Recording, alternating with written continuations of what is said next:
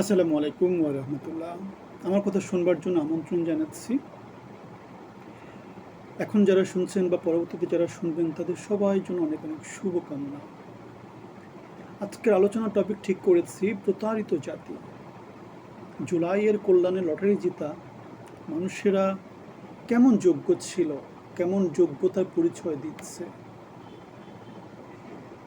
গণভোটকে অস্বীকার করার মধ্য দিয়ে গণভোটের বিরুদ্ধে ডাইরেক্ট প্রতারণার অভিযোগ আনা ইউনূসের বিরুদ্ধে, ইউনূসকে নানাভাবে হেয় প্রতিপন্ন করার মধ্য দিয়ে অথবা অনৈতিক সুবিধা নেয়ার মধ্য দিয়ে আমরা দেখতে পাচ্ছি যারা জুলাইতে নেতৃত্ব দিয়েছে তাদের বড় একটা অংশ নিজেদেরকে অযোগ্য প্রমাণ করেছে, জাতির সাথে প্রতারণা করেছে।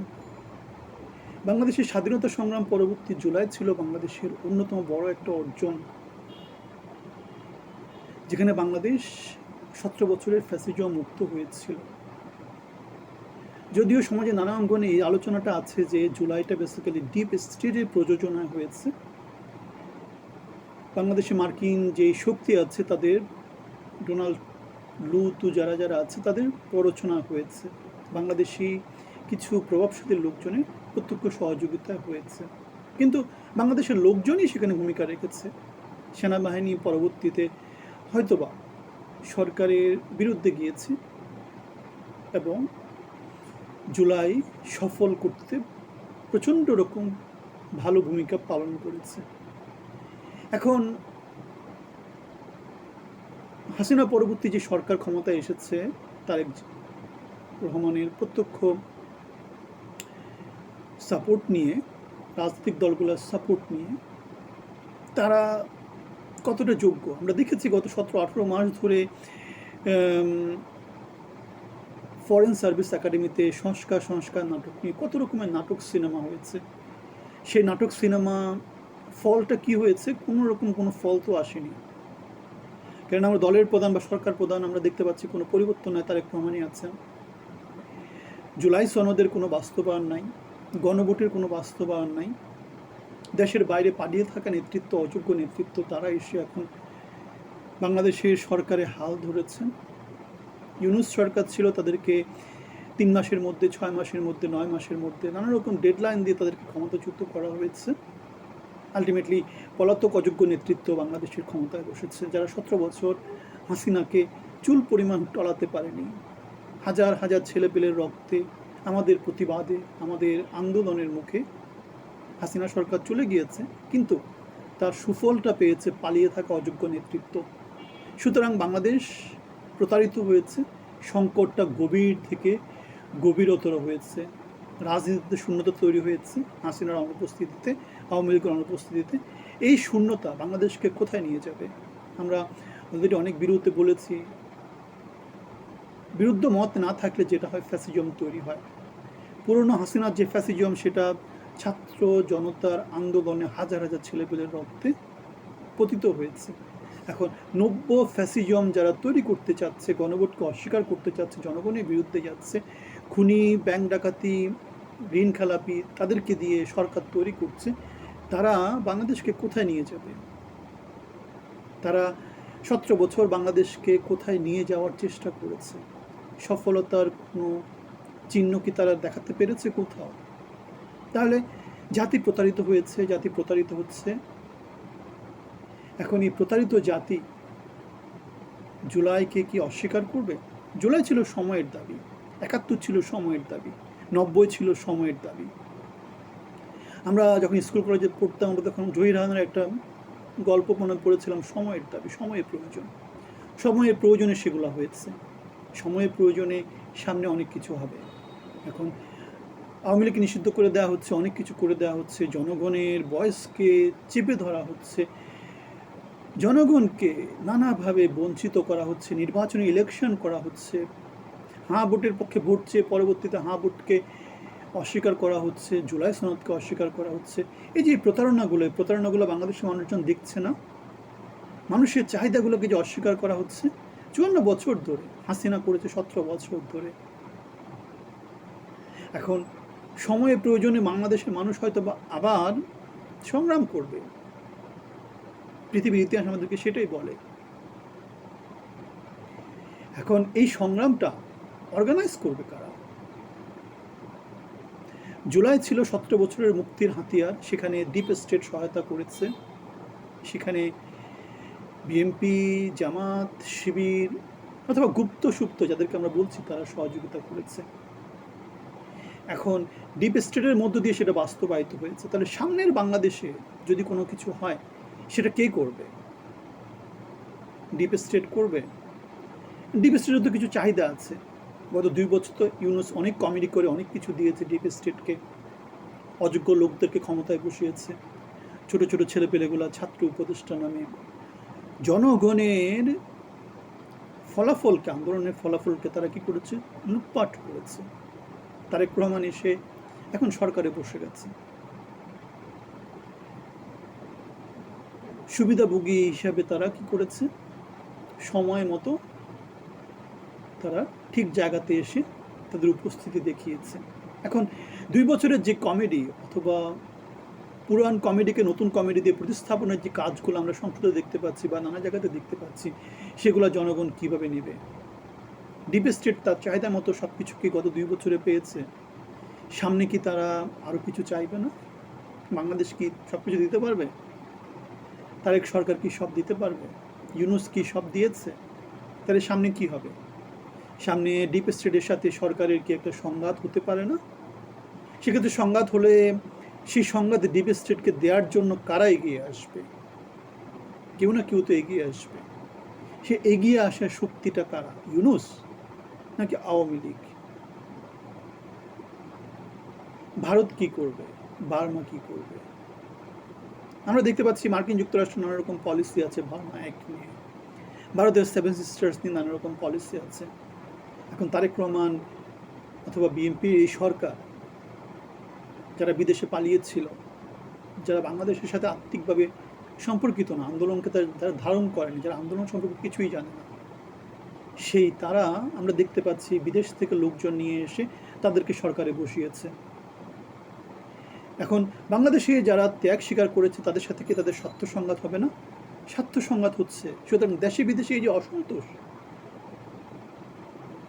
মুচলেখা দিয়ে নানাজনকে নানা রকম কিছু পাইয়ে দেওয়ার যেই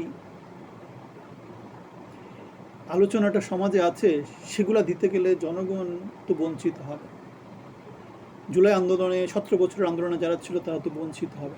তাহলে দেশে বিদেশের এই অসন্তোষগুলো তারেক রহমান কীভাবে সামাল দেবেন? তিনি নিজের জন্য সব কিছু ব্যবস্থা করছেন, ঠিক আছে, কার্ডের মধ্য দিয়ে জনগণকে তিনি নানা রকম সান্ত্বনা দিচ্ছেন। এখন এত কার্ড দিয়েছেন, 11টা কার্ডের মতো দিয়েছেন, এত কার্ড দিয়েছেন, এখন জনগণ আলোচনা শুরু করেছে যে এত কার্ড দিয়ে কী করবে, এখন তো একটা ব্যাগ লাগবে। এখন কার্ড দেওয়া মানে কি? কার্ড দেওয়া মানে বাংলাদেশে 20 কোটি মানুষের মধ্যে 1000, 2000, 5000 জনকে সুবিধা দিচ্ছে। 20 কোটি জনগণ যে অসুবিধার মধ্যে পড়ে যাচ্ছে, 20 কোটি মানুষ যে বঞ্চিত হচ্ছে, সেই বঞ্চিত মানুষদেরকে তিনি কিভাবে তার দলের মধ্যে ভিড়াবেন অথবা তাদের অসন্তোষকে কিভাবে তিনি সামাল দেবেন? তিনি যে ডিপ স্টেটের মধ্য দিয়ে আমেরিকাকে অনেক কিছু দিচ্ছেন, চীন সেখানে অসন্তুষ্ট হবে না। চীনকে তিনি কিভাবে সামাল দেবেন? ভারতকে তিনি কিভাবে সামাল দেবেন? আওয়ামী লীগের শীর্ষ নেতৃত্বকে, আওয়ামী লীগের বঞ্চিত নেতৃত্বকে তিনি কীভাবে সামাল দেবেন? অথবা 17 বছর আওয়ামী লীগের বিরুদ্ধে সংগ্রাম করা যারা বিরুদ্ধ মত, বিরুদ্ধ পথের লোকজন ছিল, যারা বাংলাদেশের পক্ষে কথা বলেছিল, তাদেরকে তিনি কীভাবে সামাল দেবেন? লুটেপুটে খাওয়া নতুন যে চক্র তিনি বিদেশ থেকে, লন্ডন থেকে নিয়ে এসেছেন, তারা বাংলাদেশের সমাজে যেহেতু বাংলাদেশের সমাজ সম্পর্কে তাদের যেহেতু ধারণা নাই, তারা বাংলাদেশের সমাজে কীভাবে ভূমিকা রাখবে? বাংলাদেশের মানুষের সাথে প্রতারিত করে কতদিন ধরে টিকতে পারবেন? সুতরাং জন অসন্তোষ তারেক রহমান কীভাবে সামাল দেবেন তার উপর নির্ভর করছে তার ভবিষ্যৎ। ভারত, চীন, মার্কিন যুক্তরাষ্ট্র তাদেরকে তিনি কীভাবে ম্যানেজ করছেন তার উপর নির্ভর করছে তার ভবিষ্যৎ। আর্মিতে যে নানা রকমের স্বার্থ সংঘাতমূলক কার্যক্রম তিনি নিচ্ছেন তার উপর ডিপেন্ড করছে তার ভবিষ্যৎ। মিডিয়াতে যে নানা রকমের অপচেষ্টা তিনি করে যাচ্ছেন, মিডিয়াকে কন্ট্রোল করার নানা রকমের চেষ্টা তিনি করে যাচ্ছেন, সেগুলোর উপর নির্ভর করছে তার ভবিষ্যৎ। বাংলাদেশের সচেতন জনগণ বা মিডিয়া বাংলাদেশের জনগণের হয়ে কি কথা বলবে না? বাংলাদেশের জনগণের পক্ষে কি দাঁড়াবে না? দাঁড়াবে। যেমন হাসিনার বিরুদ্ধে দাঁড়িয়েছিল। কখন দাঁড়িয়েছিল? যখন দেখেছিল হাসিনার শক্তি দিন দিন ক্ষয়ে যাচ্ছে, বিদেশি শক্তি হাসিনাকে চাচ্ছে না। তাহলে তারেক রহমানের জন্য কি এমন দিন কি আসতে পারে না যে দিন বাংলাদেশের মিডিয়া তাকে চাইবে না, আমেরিকা তাকে চাইবে না, সেনাবাহিনী তাকে চাইবে না, তার দলের অনেক নেতাকর্মী যারা 17 বছর সংগ্রাম করেছে, যারা এখন গাড়ির সামনে পেছনে দৌড়াদৌড়ি করে, আবিদ তাবিদ কে কে আছে না, রাকিব তাকিব, 17 বছরের ত্যাগী সংগ্রামী যারা বঞ্চিত হচ্ছে, যাদেরকে তিনি মূল্যায়ন করছেন না, তারা কি তার বিরুদ্ধে দাঁড়াবে না? দাঁড়াবে। সব স্বার্থ সংগ্রাম, শক্তি এক করার চেষ্টা। এখন কার্ডের মধ্য দিয়ে তারেক রহমান জাতির সাথে যে প্রতারণা দিচ্ছেন, জনসেবাকে সংকুচিত করছেন, অল্প কিছু লোকের জন্য তিনি সুবিধা নিশ্চিত করছেন। যেমন করে অল্প কিছু লোকজনকে যারা অযোগ্য, ব্যাংকের গভর্নর বানিয়ে দিচ্ছেন, নানা রকম সিটি কর্পোরেশনের প্রশাসক বানিয়ে দিচ্ছেন, মন্ত্রী বানিয়ে দিচ্ছেন, এমপি বানিয়ে দিচ্ছেন, ডিসি বানিয়ে দিচ্ছেন, নানা রকম সংগঠনের প্রধান বানিয়ে দিচ্ছেন। অযোগ্যতাকে তিনি যেখানে প্রমোট করছেন, নিজের অযোগ্যতাকে তিনি ঢাকার চেষ্টাও করছেন না যোগ্য লোকদেরকে সামনে এনে। তাহলে সেই জিনিসটা বাংলাদেশের মানুষ কীভাবে নেবে? অযোগ্যতার প্রকাশ দিন দিন বাড়তেই থাকবে। আমরা দেখেছি নির্বাচনী প্রচারণায় নানা জায়গাতে নানা কিছু তিনি বলেছেন, সেগুলো নিয়ে সমালোচিত হয়েছে। সর্বশেষ টাঙ্গাইলের সন্তোষীকে তিনি বলেছেন জিয়াউর রহমানের হাতে ভাসানী, মাওলানা ভাসানী ধানের শীষ তুলে দিয়েছিলেন, অথচ পরবর্তীতে দেখা গিয়েছে মাওলানা ভাসানী তার অনেক আগেই মারা গিয়েছেন, তারেক রহমান দল গঠন, মানে জিয়াউর রহমান দল গঠন করার আগে। তাহলে আমরা দেখতে পাচ্ছি অযোগ্য, ব্যর্থ নেতৃত্ব, পালিয়ে থাকা নেতৃত্ব, প্রতারণা দেওয়ার নেতৃত্ব জাতিকে আসলে কোথাও নিতে পারবে না। সেটা জাতি দিন দিন আস্তে আস্তে বুঝতে পারবে। এই অবস্থায় বাংলাদেশের জন্য অশনি সংকেতটা হচ্ছে যোগ্য নেতৃত্ব উঠে আসতে পারছে না, তাদেরকে কেউ মূল্যায়ন করছে না। না হাসিনার সময় মূল্যায়িত হতে হয়েছে যোগ্য নেতৃত্ব, না তারেক জিয়ার সময় মূল্যায়িত হয়েছে। সুতরাং বাংলাদেশের জন্য ভবিষ্যৎটা অন্ধকার। সে পালিয়ে যাওয়া, তারেক রহমান পালিয়ে গিয়েছিল, মুস্তাকা দিয়ে চলে গিয়েছিল। যদিও মাহমুদুর রহমান বলেছিলেন যে মাহমুদুর রহমানই তো আমার দেশ পত্রিকার সম্পাদক, আপনি পালিয়ে যান না, আপনি জেল জুলুমগুলো ফেস করেন। কিন্তু আমরা তারেক রহমানকে পালিয়ে যেতে দেখেছি। শেখ হাসিনা পালিয়ে যাচ্ছে, পালিয়ে গিয়েছে, আওয়ামী লীগের নেতৃত্ব পালিয়ে গিয়েছে। সুতরাং পালিয়ে যাওয়া নেতৃত্ব আমরা দেখতে পেয়েছি সামনে। আমরা এমন কোনো নেতৃত্ব দেখতে পাইনি যারা শপথে পাথরের মতো অটল হয়ে দাঁড়িয়ে থাকবে। এরশাদ দেশে ছিলেন, দেশেই মারা গেছেন, এটা তার ভালো দিক, শক্তিশালী নেতৃত্ব ছিল। জামাত শক্তিশালী নেতৃত্ব দেখিয়েছে, কিন্তু তাদের মধ্যে আবার শিক্ষার আলোটা নাই। সুতরাং এই অবস্থায় বাংলাদেশ কোথায় যাচ্ছে? আমরা দেখেছিলাম ইউনুসের সময় বাংলাদেশে বিনিয়োগের বহর নহর বইয়ে দিয়েছে, বিস্ময় ভালক একজনকে, আশিক চৌধুরীকে বিড়াতে বসিয়ে দিয়েছে।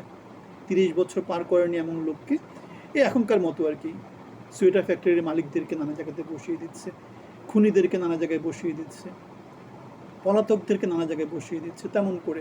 তাহলে এই যে বিস্ময় ভালক আশিক চৌধুরী বিরাতে গত 2 বছর ধরে কাজ করেছে, বাংলাদেশে কোথায় কি বিনিয়োগ এসেছে? এখন সর্বশেষ তার একটা বাণী পাওয়া গেছে। সে বাণী কি? বিনিয়োগ নিয়ে আসা শুধু বিরার কাজ নয়, অথচ সে মাস শেষে 10 লক্ষ টাকা করে বেতন পাচ্ছে।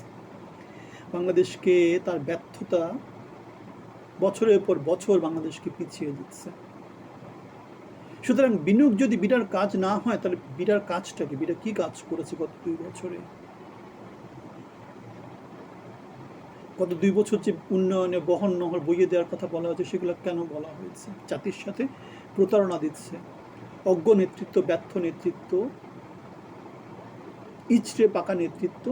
শেষ নিয়তি হচ্ছে চূড়ান্ত ব্যর্থতা, হাসিনার মতো পালিয়ে যাওয়া অথবা মুসলেখা দিয়ে দেশ ছেড়ে চলে যাওয়া।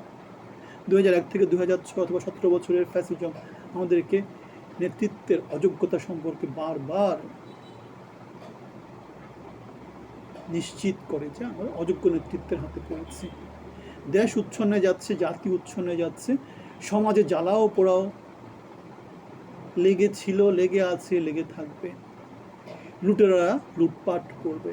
বাংলাদেশের এটাই নিয়তি। বাংলাদেশ কই যাবে? মন্তব্যে জানাতে পারেন। কোথাও যাচ্ছে কি গত 17 বছরে? গত 54 বছরে কোথাও গিয়েছে? পরিবর্তন কোথায় দেখেন? দিন দিন ভালো হচ্ছে না খারাপ হচ্ছে? জাতিকে নেতৃত্ব দেওয়ার মতো যোগ্য নেতৃত্ব কি সামনে দেখা যায়?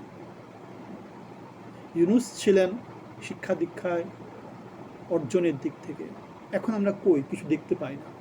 তাহলে বাংলাদেশের রাজনীতিতে পরিবর্তন আসুক, বাংলাদেশ এগিয়ে যাক, সেই শুভকামনা সব সময় ছিল, আছে এবং থাকবে। আপনাদের সবার জন্য অনেক অনেক শুভকামনা। ভালো থাকবেন। আসসালামু আলাইকুম।